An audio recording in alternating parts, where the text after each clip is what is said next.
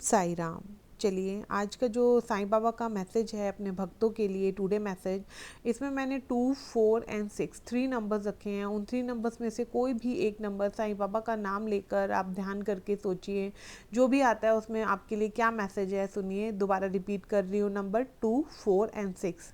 चलिए, जिन्होंने number 2 choose किया है उनके लिए बाबा का मैसेज है कि हारने ना देना। भक्त कहता है बाबा को कि हारने ना देना मेरे बाबा, मुश्किल इम्तिहान है, जीत में हूँ साईं, हम दोनों का मान है, क्योंकि तेरे भरोसे हूँ मैं और यही मेरी पहचान है। तो बाबा भी ऐसे भक्त को बोलना चाहते हैं, जो भक्त के मन में ये परिस्थिति चल रही है इस टाइम पे कि वो बहुत डिफ़िकल्ट सिचुएशन से चल रहा है, उसको मन में डर है कि कहीं बाबा मैं हार ना जाऊँ।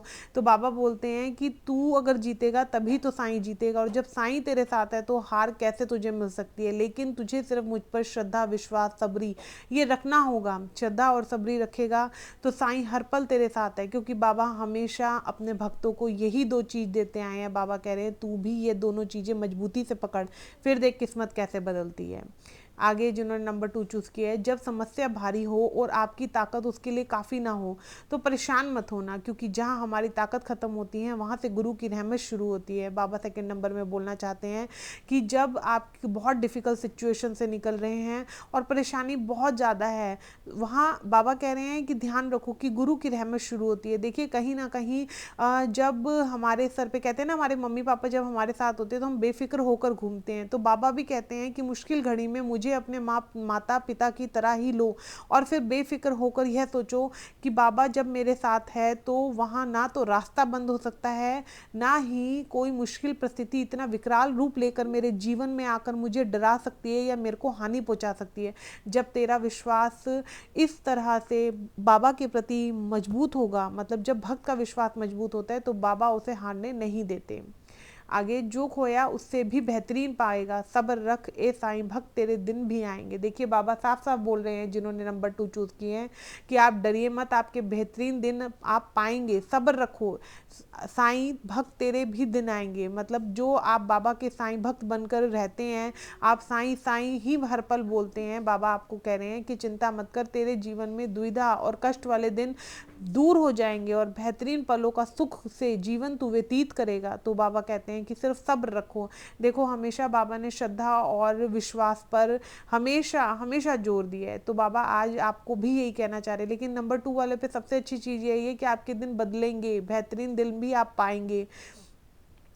मतलब आपने जो खोया है, जो चीज़ आपने खोई है, उससे ज़्यादा बाबा आपको देंगे। तो बस आपको बाबा पर विश्वास रखना है, श्रद्धा रखनी है, बस यही चीज़ बाबा आपसे मांगते हैं। चलिए, जिन्होंने नंबर 4 चूज़ किया उन्हें बाबा कहते हैं शिरडी में बैठे हो पर रखते सबका ध्यान, जो भी दिल से तुम्हें पुकारे। बाबा कहते हैं शिरडी में बैठा हूँ पर सब भक्तों का ध्यान रखता हूँ, जो भी मन से पुकारता है मैं उसके पास आता हूँ।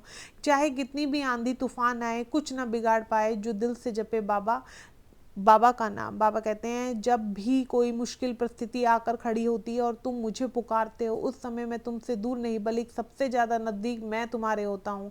तो बाबा कहते हैं कि साईं भक्त से बाबा क्या चाहते हैं, बस यही चाहते हैं कि वो बाबा की तरफ देखें और बाबा के प्रति अपने भाव को बाबा के मतलब कहते हैं ना, चरणों में समर्पित कर दीजिए कि जो भी कष्ट वाले दिन चल रहे हैं मैं बाबा जानता हूँ, लेकिन मैं ये भी जानता हूँ कि समाधान भी मेरे साईं के पास छुपा है। फिर देखो दिन कैसे बदलते हैं।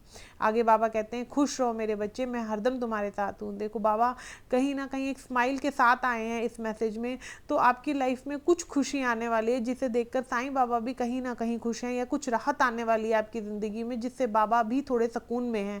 और बाबा आपसे यही बोलते हैं कि खुश रहो, मैं हरदम तुम्हारे साथ हूँ। देखिए, बाबा का ये वर्ड बहुत बड़ा है और इसमें कहीं ना कहीं आप धीमे धीमे देखेंगे, जब आप बाबा के प्रति विश्वास रखेंगे आपको ये महसूस होने लगेगा कि बाबा आपके साथ है। वैसे ऐसा कोई भी साईं भक्त नहीं होगा जिनको बाबा की कृपा पात्र या कृपा दृष्टि ना दिखी हो या महसूस ना हुई हो, उन्होंने ज़रूर महसूस करी होगी। लेकिन ये तस्वीर बहुत अच्छी है जिसमें बहुत सुकून है, मतलब आगे आपकी ज़िंदगी में सुकून आने वाला है। ठीक है, जिन्होंने नंबर 4 चूज़ किया है, नंबर 4। आगे है जियो इतना कि ज़िंदगी कम पड़ जाए, हंसो इतना कि रोना मुश्किल हो जाए। किसी भी चीज़ को पाना तो नसीब की बात है, लेकिन कोशिश इतनी करो कि ऊपर वाला भी देने को मजबूर हो जाए।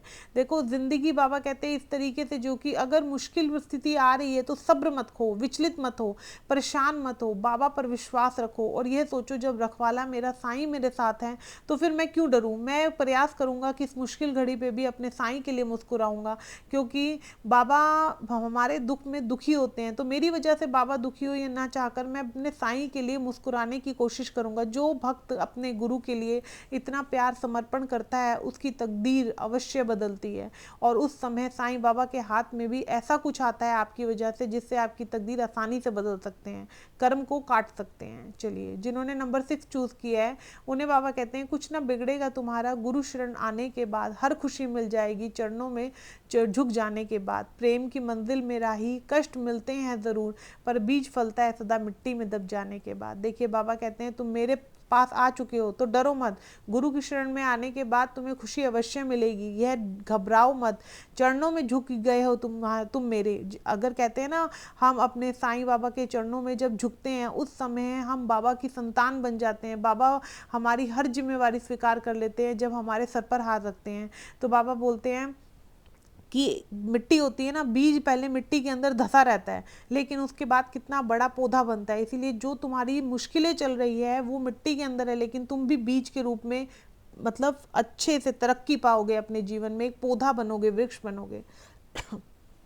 आगे है, जिस प्रकार आकाश से गिरा हुआ जल किसी न किसी रास्ते से होकर समुद्र में पहुंच ही जाता है, उसी प्रकार निस्वार्थ भाव से की गई किसी की सेवा और प्रार्थना किसी न किसी रास्ते में ईश्वर तक पहुंच ही जाती है। देखिए, हो सकता है आप कोई दान कर्म कर रहे हो, या हो सकता है आपने कभी किसी की मदद करी हो जो बाबा की आंखों पे बहुत ज़्यादा, मतलब बाबा के मन में वो चीज़ आपकी अच्छाई ने जगह बना ली है। तो बाबा कह रहे हैं जब तू निस्वार्थ भाव से कोई काम करता है तो मैं उसे देख सकता हूँ, वो मेरी आंखों से छुपा नहीं है।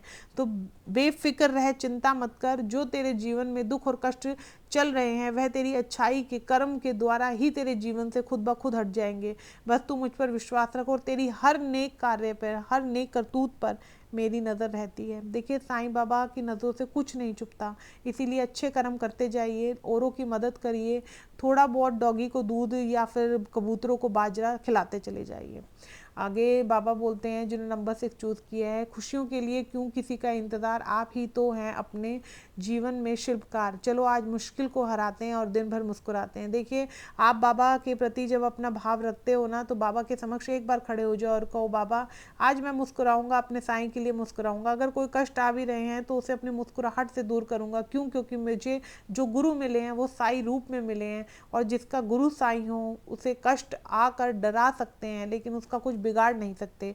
ये विश्वास रखिए और बाबा का हाथ पकड़िए और सच्चे मन से बाबा के लिए मुस्कुराइए कि बाबा, अगर आपकी लाइफ में कोई डिफ़िकल्ट टाइम भी चल रहा है, लेकिन एक स्माइल अगर आप बाबा के लिए दोगे तो बाबा ना जाने कितनी सच्ची मुस्कुराहट आपके जीवन में ले आएंगे। ठीक है, तो यही साईं बाबा का मैसेज है जिन्होंने नंबर 6 चूज़ किया है। ओम साई।